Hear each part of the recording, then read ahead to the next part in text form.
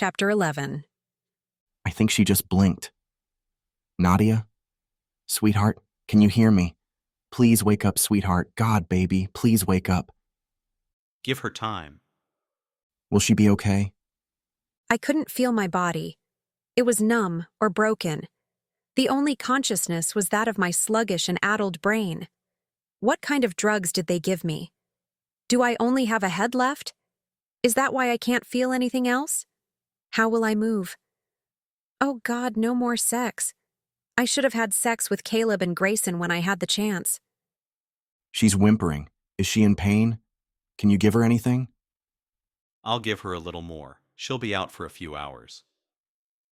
Nadia, sweetheart. I'll be right here. I'm not going anywhere. You'll be okay, I promise. Where am I? I cracked my eyes open to darkness. Sweetheart, I'm here, baby. Can you hear me? I scanned the darkness. I'm right here. Grayson said, squeezing my hand. I'll call for the doctor. Wait. What is it, sweetheart? Here, I'll press the call button. He said. I felt him shift over slightly, still keeping his hand in mine. Dirt, I mumbled. I know. You're safe now. Just relax. No, my mouth tastes like dirt, I rasped.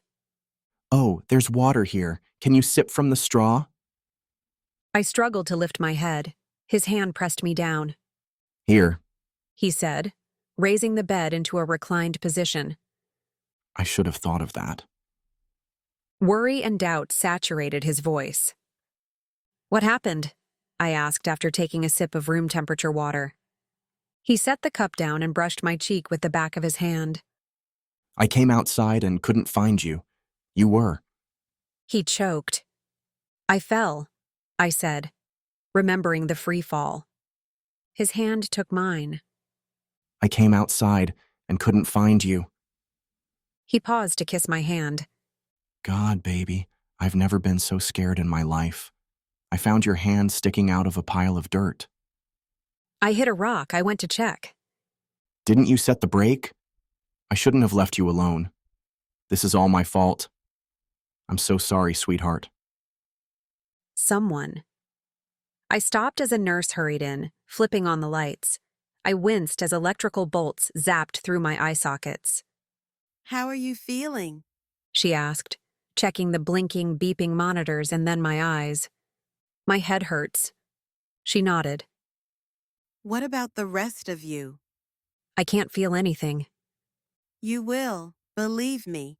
Your vitals are good. The doctor will be in to see you in a moment. I'll get you some more water, She said and hurried out. Do I still have a body? I asked when the nurse left. I can't feel anything. Grayson's hand smoothed my hair back. His liquid gray eyes brushed over me. Yes. You're heavily drugged.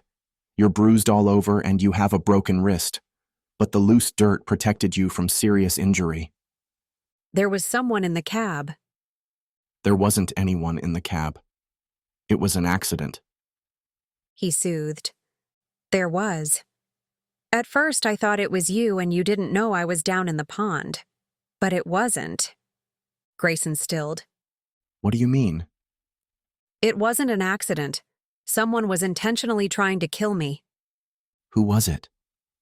Who would try to hurt you? I don't know. I saw hands moving the levers. They weren't yours. I know they weren't mine, but how could you tell? Your fingers are long and slim. I can pick out your hands from across the room. They weren't your hands.